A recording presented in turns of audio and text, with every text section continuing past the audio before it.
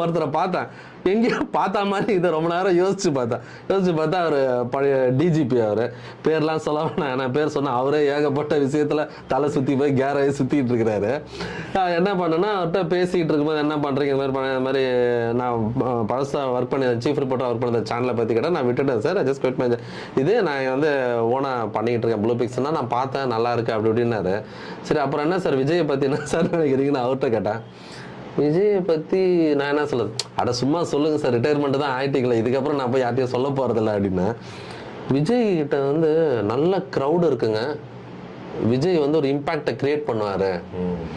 விஜய்க்கு வந்து ஆதரவு போலீஸ் சைடில் இருக்கு.